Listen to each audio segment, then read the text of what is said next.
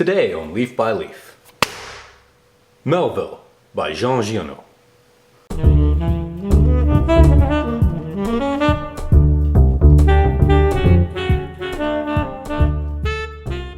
In 1941, Giono published his French translation of Melville's masterpiece, Moby Dick, which is still the standard French translation of the epic masterpiece today. But before Giono and his friends Lucien Jacques and Joan Smith worked together to bring that book to French readers, Giono had begun a sort of mystical friendship with the text. I say the text because Giono's fascination was much more with the literary marvel Moby Dick as a book, more so than the equally enigmatic author. To promote this publication, the publisher allowed Giono to write an introduction. The result was unlike any prefatory material to a book, and was published separately as a short standalone novel the same year. This introduction cum novel, originally entitled Pour saluer Melville, or Greeting Melville, is now available in this slim New York Review Books paperback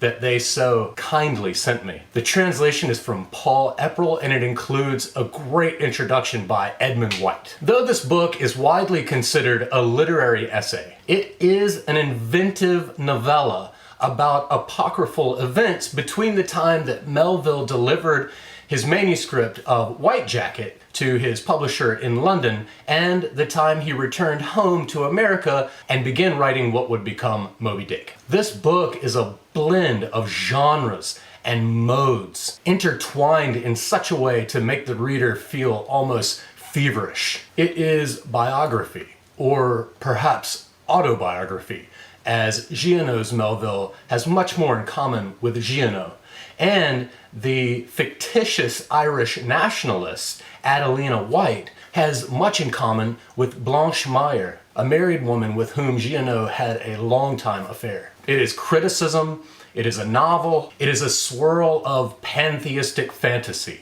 These breathless moments of ecstatic vision, told in sentences worthy of Melville, are sure to pierce every reader. As Edmund White says in his introduction, Giono's Melville has the power to summon all of nature, like Prospero. You may be wondering if you need to read Moby Dick or acquaint yourself with Melville before reading this book. The answer is technically no. Keep in mind that Giono was writing this as an introduction to set the tone for an audience not already acquainted with Melville. But I would say that you'll get more out of the book if you at least know a little something, or what can be known, about the man and his possible madness. For this, you would do well to read Jill Lepore's 2019 New Yorker essay originally entitled Ahab at Home. I'll put the link in the description below. Lepore succinctly highlights what we know of Melville. And even though the essay is ostensibly about Moby Dick in particular, Lepore makes a strong case for the importance of reading his subsequent novel,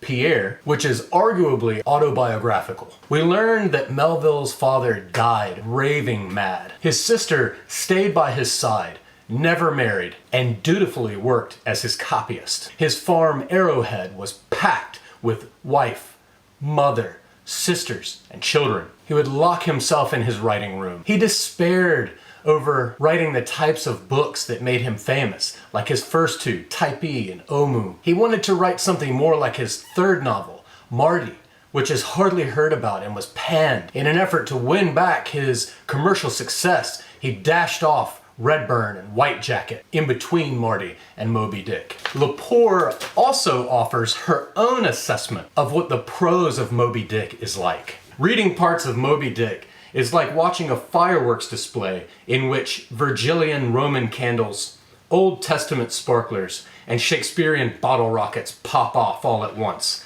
hissing and whistling. You get the feeling the stage manager is about to blow a finger off. Perhaps you aren't sure what I mean when I say sentences worthy of Melville. I'll let Giono himself answer. A Melvillian sentence is simultaneously a torrent, a mountain, a sea, and, I would have said, a whale, if Melville himself hadn't demonstrated, in peremptory fashion, that it's perfectly possible to comprehend the architectonics of the whale. But like the mountain, the torrent, or the sea, one of his sentences rolls, lifts, and falls in complete mystery. It transports you. It drowns you. Several pages later, Giono says, he plays a game out of proportion with human powers. It is clear that Giono was a big fan of Moby Dick, as am I. But before Giono started working on this translation, he spent years with the text as his constant companion. He would take the book with him on his frequent walks and hikes, and let the text transport him to heights far above the firmament. It is inevitable then that in this book, Melville is seen wrestling with an angel, just like Jacob in the Hebrew Bible. The angel's purpose is to bestow Melville's vocation upon him, namely the purpose of writing his great book. He, Herman, wrestles with this dreadful angel who, by doing battle, illuminates the impenetrable mystery of the intercourse between humans and the gods. The angel thrashes and provokes him until Melville acquiesces. And even while he is writing in his locked door room, the angel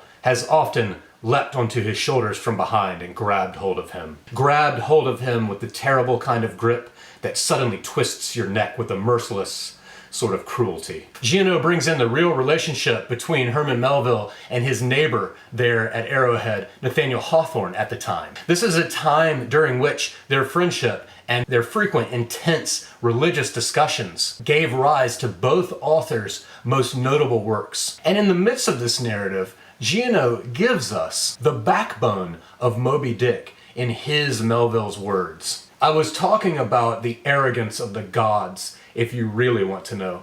I was talking about the delirium of weakness and the bitterness of being helpless, about human solitude. Perhaps you fancy yourself already informed of Melville and his masterpiece. Perhaps you've read your Andrew Delbanco and your Robertson Laurent. Perhaps you've already read the 2-volume Herschel Parker biography. Perhaps you've read his great-grandson Paul Metcalf's 1965 book, Genoa. Not to worry, Giono's classic is in its own class. It is an imagined sequence of events located within historical ones and rendered in Melville's mystico-epic mode. It imparts the flavor of Melville and something of the euphoria of reading his most important work. Again, in Giono's words, a life's work is of no interest unless it's a relentless struggle with the great unknown.